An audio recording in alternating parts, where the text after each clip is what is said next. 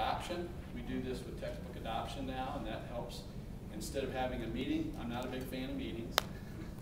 And so instead of having a meeting to explain the textbook adoption process, we just send them out a book with bookmarks, an electronic file via email, and then they can see our timeline for adopting, information from the Department of Education on maybe reviewer forms that they might want to use when they look at books. It saves us a lot of time, a lot of paper. Employee handbooks. I'm a member of Indiana Association of School Business Officials.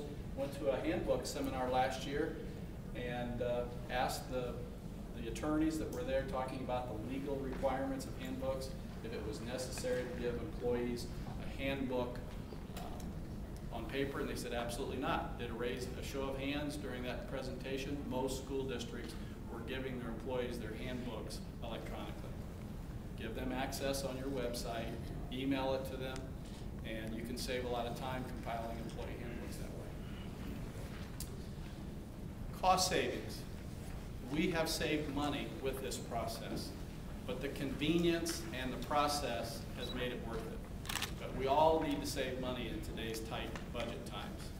We save money on paper, and actually that really adds up over a year's time.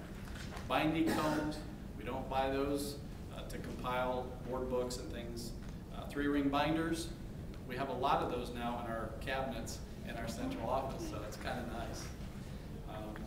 Toner, dividers, you have tabs.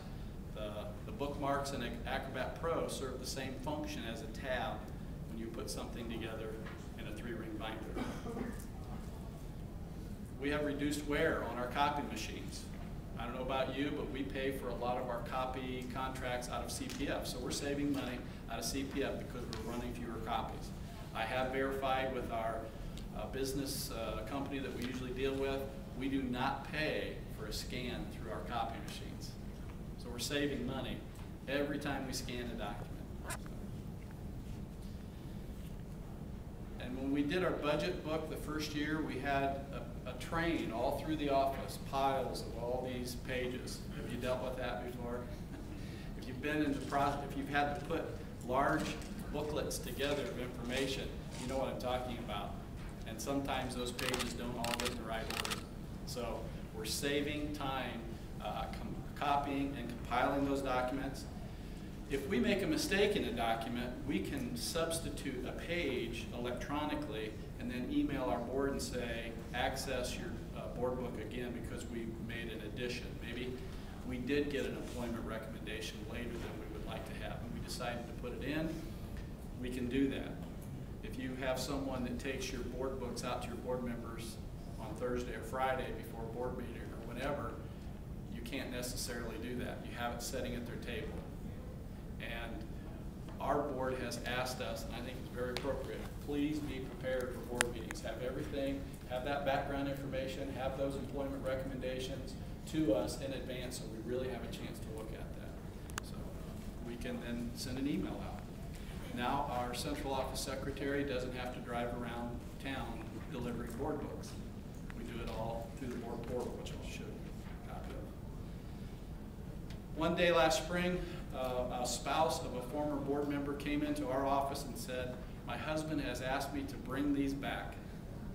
You can see a whole box of board books that were sitting in their house on bookshelves.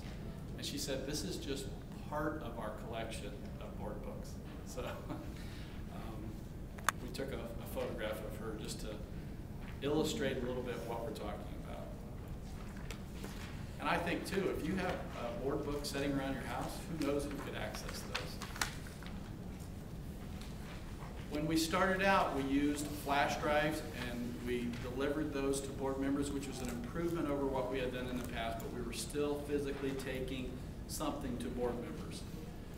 With all of our board members now having high-speed internet access, we felt it was a time to go to a board portal. So we asked our tech people to provide a secure web access on our internet website for our district so that board members could go in and enter their username and password, and then they could access those documents. And the nice thing about it, too, is they're archived.